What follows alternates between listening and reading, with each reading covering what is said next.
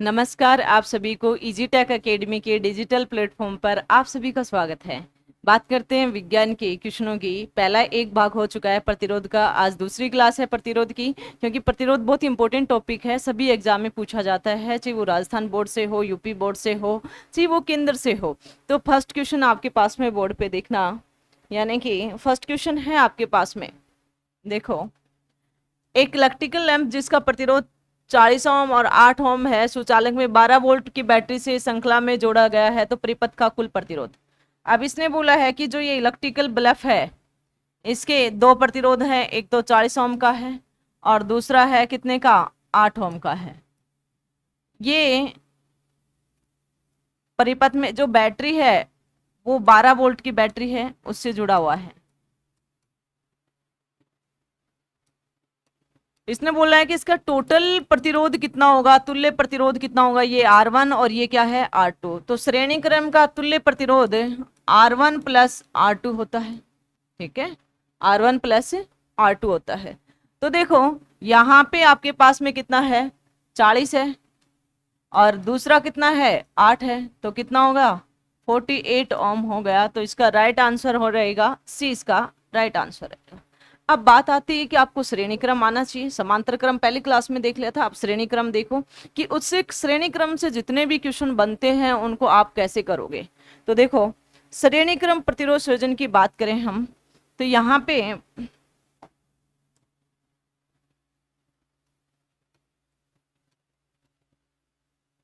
श्रेणी क्रम प्रतिरोध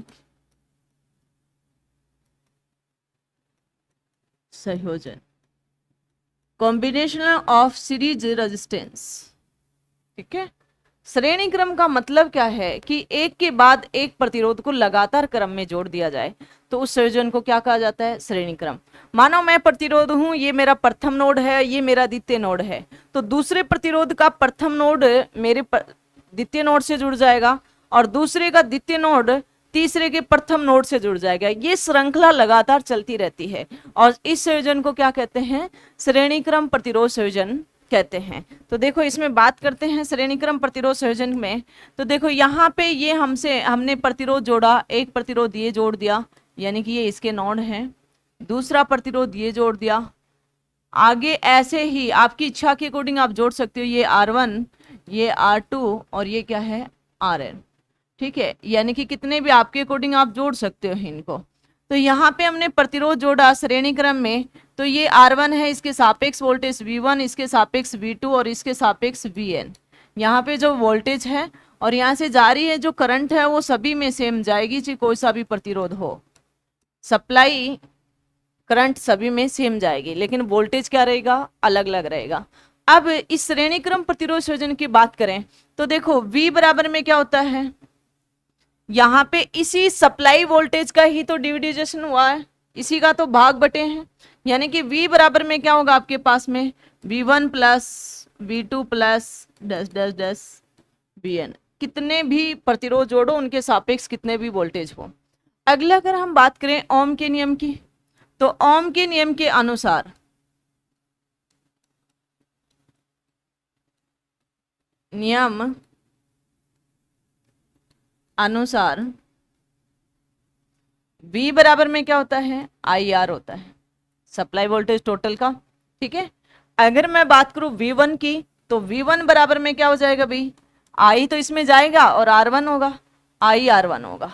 अगर मैं बात करूं इसी प्रकार से V2 की, इसकी, तो देखो I तो सेम है, यानी कि R2 हो जाएगा। अगला अगर मैं बात करूं Vn यानी कि IRN की, ठीक है, ये मैंने समीकरण 2 दे दिया और उसका नाम समीकरण 1 दे दिया। अब यदि समीकरण 1 में इस समीकरण 2 से मान रख सकते हैं, ठीक है, तो आगे हमने मान रखा कि समीकरण 1 में समीकरण 2 से मान रखने पर, मान रखा था आपके पास में क्या आया, VR1, सॉरी, मान रखा था आपके पास में क्या आया अभी, IR, I R1 plus I R2 dash dash I RN। ठीक है, यहां से I हमने कॉमन ले लिया तो आई आर बराबर में I बाहर आ गया, R1 plus R2 plus RN। यहां से I कैंसिल आउट, तो ये आपके पास में जो प्रतिरोध बचा ये तुल्य प्रतिरोध है, यानी कि ये आपके पास में तुल्य प्रतिरोध बोल दो, समतुल्य बोल दो,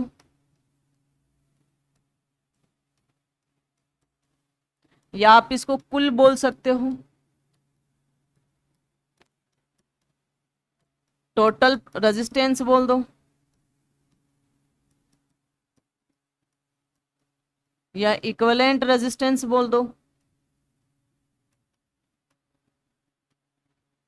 यानी कि आर इक्विवेलेंट बराबर में क्या हुआ आपके पास में R1 plus R2 dash dash RN। यानी कि ये तुल्य का इंपॉर्टेंट आपके पास समीकरण बन गया। ठीक है, अब यहां से देखो कंसेप्ट देखो, यदि श्रेणी क्रम प्रतिरोध संयोजन में, यदि श्रेणी क्रम प्रतिरोध संयोजन में प्रतिरोधों का मान बढ़ा दिया जाता है या और जोड़ दिया जाता है तो तुल्य प्रतिरोध का मान हमेशा बढ़ेगा, हमेशा क्या होगा, बढ़ेगा। दूसरा, श्रेणी क्रम प्रतिरोध संयोजन में यदि प्रतिरोधों का मान कम कर दिया जाए या हटा दिया जाए तो तुल्य प्रतिरोध हमेशा कम होगा, घटेगा, डिक्रीज होगा। ठीक है, अगली अगर हम बात करें, यानी कि आपके पास में पता है कि आर इक्विवेलेंट क्या है भाई, R1 plus R2 plus RN तक।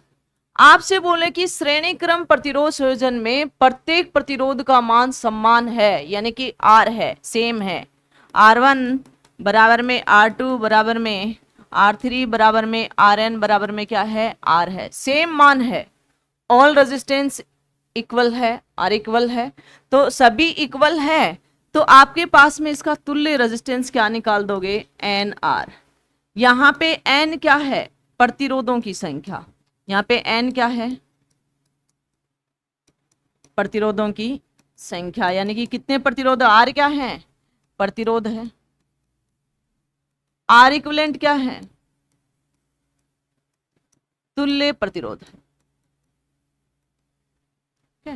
क्या है, तुल्य प्रतिरोध है। अगली अगर मैं तुमसे बात करूं, यानी कि ये सेम इसी फॉर्मूले से आता है। ठीक है, अगले अगर मैं तुमसे बात करूं कि श्रेणी क्रम प्रतिरोध संयोजन में अलग अलग मान के प्रतिरोध जोड़ दिए, अलग अलग मान के क्या जोड़ दिए आपने, प्रतिरोध जोड़ दिए। मानो कि ये आपने अलग अलग मान के जोड़ दिए, R1 R2 अलग अलग मान के हैं, R3 मानो कि ये 5 ओम, ये 20 ओम, ये 50 ओम, तो इसका जो तुल्य प्रतिरोध है सबसे बड़े प्रतिरोध के मान से भी क्या होगा, बड़ा होगा।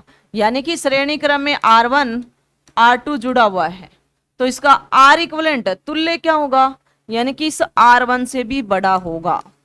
तुल्य प्रतिरोध सबसे बड़े प्रतिरोध से भी बड़ा होगा श्रेणी क्रम में।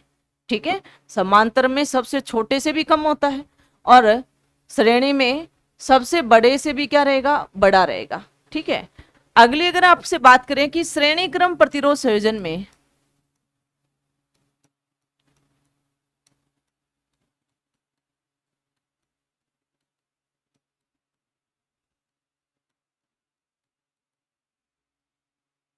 प्रत्येक प्रतिरोध के सापेक्ष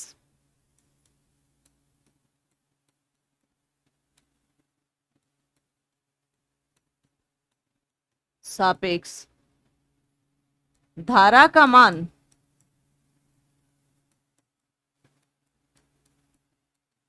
समान यानी कि सेम रहेगा, परंतु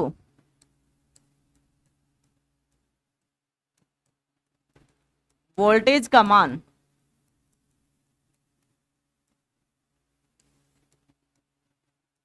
अलग अलग। होगा। ध्यान रखना, समांतर में क्या था, धारा का मान अलग अलग था और वोल्टेज का सेम था, और यहाँ पे उल्टा है। ठीक है, अगला श्रेणी क्रम प्रतिरोध संयोजन कहाँ उपयोग में किया जाता है, जैसे सजावटी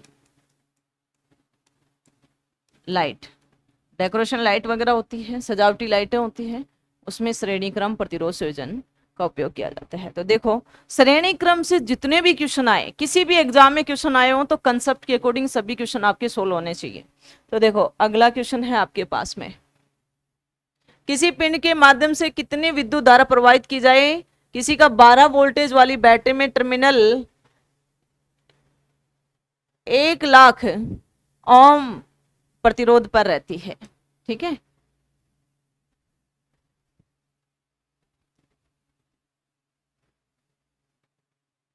देखो यहां पे आपके पास में प्रतिरोध है 10⁵ ओम। ठीक है, यानी कि यहाँ पे V दे रखा है 12 वोल्ट,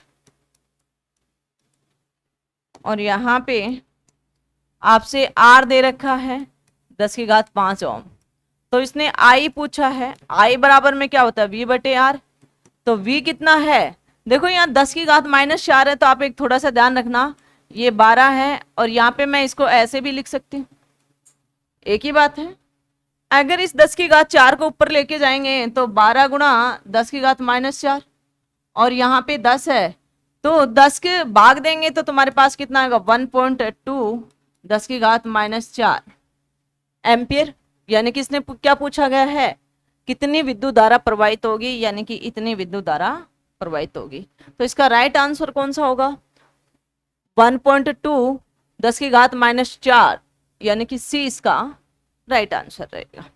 अगला क्वेश्चन है, अगला क्वेश्चन है, यदि दो प्रतिरोधों में समान विभवांतर मौजूद है, तो कोई भी दो प्रतिरोध है और उसमें समान विभवांतर कब मौजूद होता है, जब वो समांतर क्रम में जुड़े हुए हों, यानी कि ये R1 और ये R2, लेकिन इसमें धारा अलग अलग जाएगी, I1 और इसमें क्या जाएगी, I2, बट इसमें जो वोल्टेज है वो क्या रहता है, हमेशा समान। तो वोल्टेज समान रहता है तो वो कौन सा है, समांतर क्रम। कैसे जुड़े हुए होंगे, समांतर क्रम, बी इसका राइट ऑप्शन। अगला क्वेश्चन है आपके पास में बोर्ड पे, यदि एक सर्किट में परिमाणी जो टोटल प्रतिरोध है, परिणामी प्रतिरोध क्या होगा, इसके प्रत्येक श्रृंखला में 25 ओम के 3 प्रतिरोध लगे हुए हैं। ध्यान रखना, श्रृंखला का मतलब श्रेणी क्रम में, और समान लगे हुए हैं कितने ओम के, 25 ओम के। तो इसका आर इक्विवेलेंट क्या होगा, इसका कंसेप्ट मैंने पहले बता दिया, एन आर कर दो, तो कितना आया, 3 गुणा 25 कितना हो जाएगा, 75 ओम। तो इसका राइट आंसर रहेगा बी इसका राइट आंसर। प्लीज इसके कंसेप्ट जो मैंने श्रेणी क्रम के टोटल कंसेप्ट करवाया है वही कंसेप्ट है, बार बार करने से आप बोर हो जाओगे। तो अगला देखो, जब दो या दो से अधिक प्रतिरोधों को एक समान दो बिंदुओं के बीच में जोड़ा जाता है, तो देखो दो या दो से अधिक प्रतिरोध है, एक समान दो बिंदुओं के बीच जोड़ा जाता है, तो बताओ ये कैसा रहेगा, श्रेणी क्रम ही रहेगा। कौन सा संयोजन रहेगा भी, श्रेणी क्रम। तो राइट आंसर कौन सा, सॉरी ये क्वेश्चन देखो वापिस से, इस क्वेश्चन को देखते हैं कि इसने बोला कि दो बिंदु है, दो बिंदु है, जब दो या दो से अधिक प्रतिरोधों को एक समान दो बिंदुओं से, इन एक समान दो बिंदुओं से आप जोड़ दो, कितना भी हो सकता है। क्वेश्चन में थोड़ा मिस्टेक हो गया था पढ़ने में, ठीक है। तो ये कैसा संयोजन होगा, समांतर क्रम संयोजन होगा। तो इसका ऑप्शन कौन सा आएगा, इसका ऑप्शन आएगा सी इसका राइट आंसर आएगा, सी इसका राइट आंसर आएगा। ठीक है, अगला क्वेश्चन है आपके पास में, प्रतिरोधकता की एसआई यूनिट आपको बताया था आर बराबर में रो एल अपॉन ए। तो रो की एसआई यूनिट क्या थी, इससे निकाला था आपने, यानी कि ओम मीटर स्क्वायर, नीचे मीटर था, मीटर से 1 मीटर कट जाएगा तो क्या हो जाएगा आपके पास में, ओम मीटर। तो ये प्रतिरोधकता है तो इसका क्या आ जाएगा, ए इसका राइट आंसर आ जाएगा, ओम मीटर। अगला क्वेश्चन है आपके पास में, निम्नलिखित में से कौन से पदार्थ की उच्चतम प्रतिरोधकता होती है? सबसे पहले तो उच्चतम प्रतिरोधकता कुचालकों की होती है। सबसे पहले तो उच्चतम प्रतिरोधकता किनकी होती है? कुचालकों की होती है।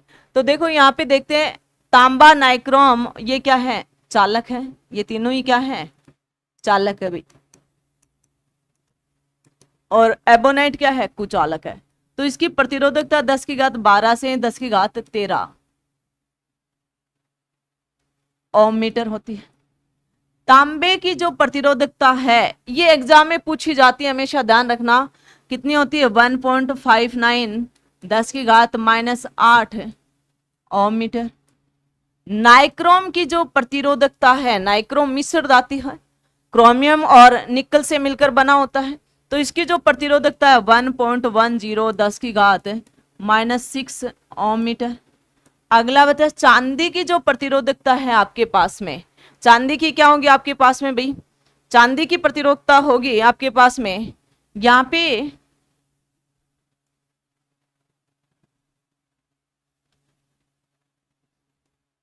ये आपके पास में 6 और ये है 1.59 10⁻8 ओम मीटर। ये इनकी प्रतिरोधकता है। ठीक है, तो आप देखो सबसे उच्च किसकी है? एबोनाइट की। ठीक है, किसकी है? मानो आपको मान याद नहीं है इस क्वेश्चन में, मानो आपको वैल्यू याद नहीं है, तो आपको देखना है कि इनमें से कुचालक कौन सा है। कुचालक जिसमें धारा का प्रवाह नहीं होगा, धारा का प्रवाह नहीं हो तो प्रतिरोधकता क्या होगी? उच्च होगी। ठीक है, तो आप उस कंसेप्ट से भी इस क्वेश्चन को सोल्व कर सकते हो। अगला क्वेश्चन है आपके पास में, निम्नलिखित में से कौन सा एक सुचालक के प्रतिरोध को प्रतिकूल रूप से प्रभावित करता है? देखो, प्रभावित तो सभी करते हैं, लंबाई भी करता है, तापमान भी करता है, पदार्थ की प्रकृति भी करता है, और अनुप्रस्थ काट क्षेत्रफल, लेकिन प्रतिकूल रूप से हमेशा अनुप्रस्थ भाग का क्षेत्रफल ही करता है। ठीक है, अगला पॉइंट है आपके पास में, अगला क्वेश्चन, श्रृंखला में जुड़े 20 ओम कोयल का कुल प्रतिरोध। भाई श्रृंखला का आर इक्वलेंट क्या होगा? N/R, सॉरी NR होगा। क्या होगा? NR होगा। श्रेणी में जुड़ा हुआ है तो यहाँ पे 3 है, तो 3 गुणा 20 यानी कितना हो जाएगा? 60 ओम। तो इसका राइट आंसर होगा डी, इसका राइट आंसर रहेगा। अगला क्वेश्चन है आपके पास में, इससे अगला क्वेश्चन है, किसी भी व्यक्ति के पास 5 प्रतिरोध है जिसमें प्रत्येक का मान 1/5 ओम है, उन्हें सीरीज में जोड़कर प्राप्त किए गए अधिकतम प्रतिरोध यानी कि आर मैक्सिमम क्या होगा? NR होगा। इसलिए बोला जो ये N है ये कितना है? 5, और R की वैल्यू कितनी है? 1/5 ओम। तो ये वैल्यू रख दो, 5 गुणा 1/5 कितना हो जाएगा आपके पास में? 1 ओम। इसका राइट आंसर कौन सा हो जाएगा? बी इसका राइट आंसर हो जाएगा। अगला क्वेश्चन है आपके पास में, देखो उन क्वेश्चनों को पीछे वाले हैं उनको तुम R1 + R2 + R3 से भी कर सकते हो। ठीक है, ठीक है। अगला क्वेश्चन है आपके पास में, निम्नलिखित में से कौन सा घटक एक चालक प्रतिरोध को प्रभावित नहीं करता है? देखो लंबाई भी करता है, R समानुपाती लंबाई, तो ये भी करता है। दूसरा, अनुप्रस्थ काट क्षेत्रफल भी करता है, यानी ये भी करता है। तीसरा, पदार्थ की प्रकृति भी करती है, यानी कि पदार्थ की प्रकृति कौन नहीं करता? दाब नहीं करता। तो इसका राइट आंसर कौन सा होगा? बी इसका राइट आंसर, प्रभावित नहीं करता है। क्वेश्चन में दे रखे हैं नहीं करता है। अगला क्वेश्चन है आपके पास, अगला क्वेश्चन है, यदि 10 ओम, 8 ओम और 7 ओम के 3 प्रतिरोध श्रेणी क्रम में जुड़े हैं तो परिपथ को प्रभावित प्रतिरोध यानी कि तुल्य प्रतिरोध। देखो इसने बोला कि ये प्रतिरोध है भाई, यानी कि ये 10 ओम का है, ये 8 ओम का है, ये 7 ओम का है, यानी कि ये R1, ये R2 और ये R3, यानी A और B के बीच में RAB। तो क्या हो जाएगा आपके पास में? R1 + R2 + R3 क्या हो जाएगा भाई? 10 ओम प्लस में 8 प्लस में 7 कितना हो जाएगा आपके पास में भाई? 25 ओम।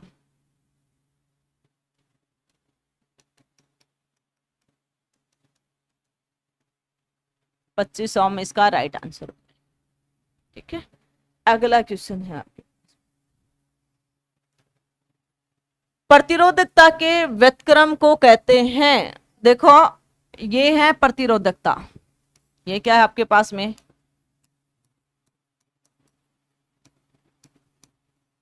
यानी कि रेजिस्टिविटी, और इसके व्युत्क्रम को चालकता कहते हैं, कंडक्टिविटी।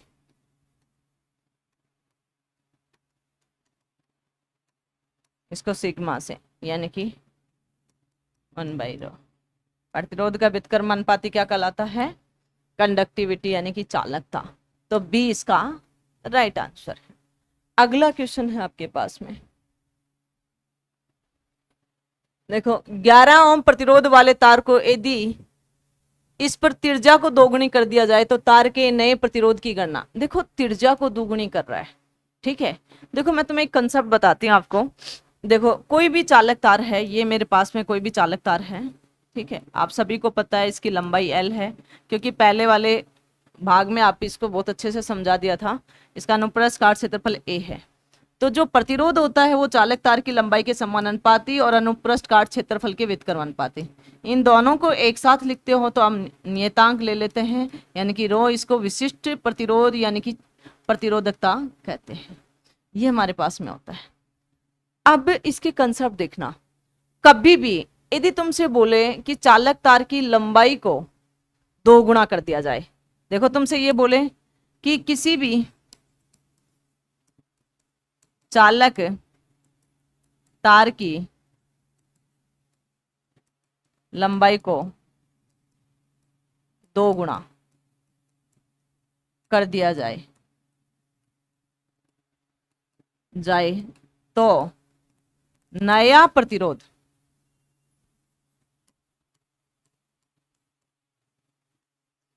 दो की जगह मैं एन ले लेती हूँ यहाँ पे, और सारे कंसेप्ट सीख जाओगे आप लोग।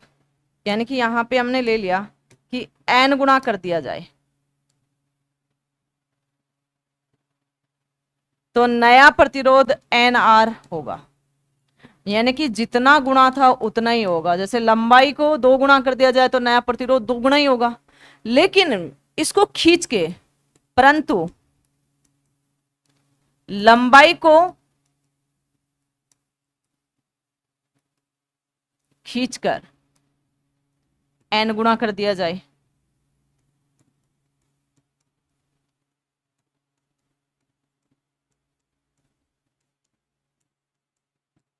तो नया प्रतिरोध n² R होगा।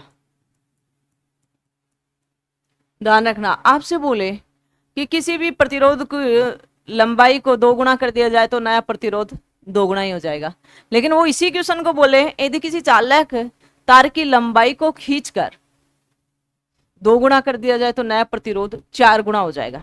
इसी प्रकार से यदि चालक तार के क्षेत्रफल को खींचकर या उसको उस चालक तार को 2 गुना कर दिया जाए या उसकी त्रिज्या को 2 गुना कर दिया जाए, यानी कि अगले कंसेप्ट की अगर हम बात करें आपसे, तो अगला कंसेप्ट ये कहता है कि भाई अनुप्रस्थ काट क्षेत्रफल की बात करें,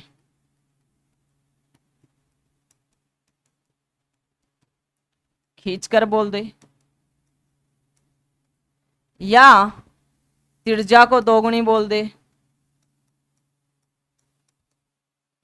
या तार को 2 गुना बोल दे, तो उसका नया प्रतिरोध, यानी कि 2 गुनी मतलब नया प्रतिरोध R/4, नया प्रतिरोध क्या हो जाएगा भाई,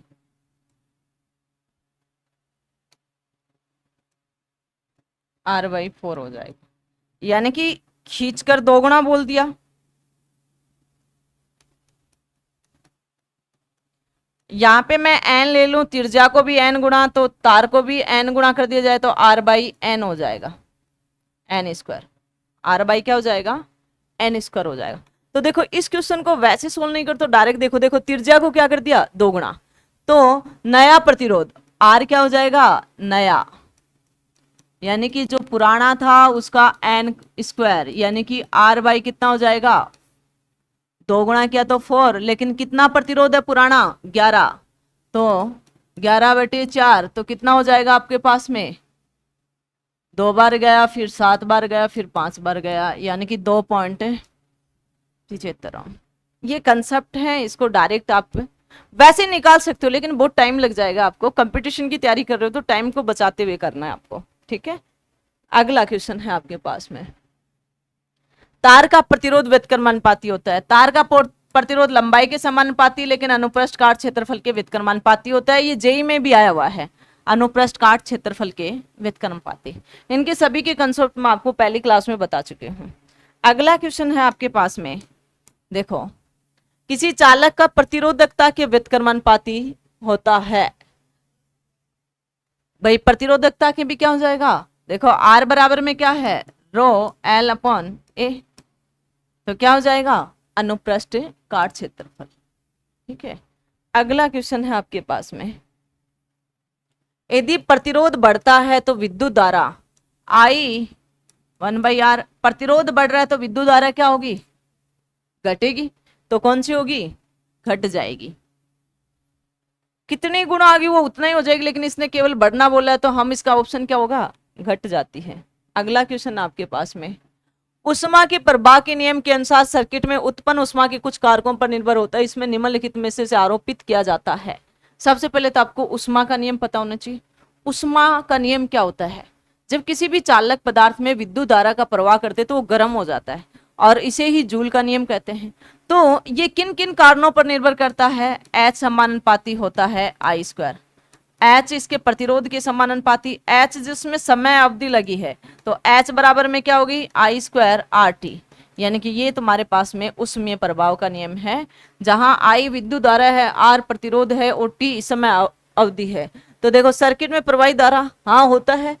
अब दूसरा धारा चालक का प्रतिरोध, उसमें प्रवाहित होने धारा, यानी कि बी राइट आंसर है, क्योंकि इसमें सारे आगे, ठीक है। तो इसका राइट आंसर कौन सा है, बी इसका राइट आंसर है।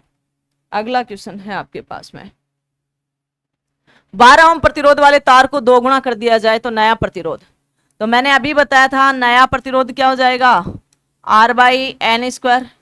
R कितना है, 12 ओम है, और N कितना है, 2 का स्क्वायर, यानी कि 12/4 कितना हो जाएगा, 3 ओम।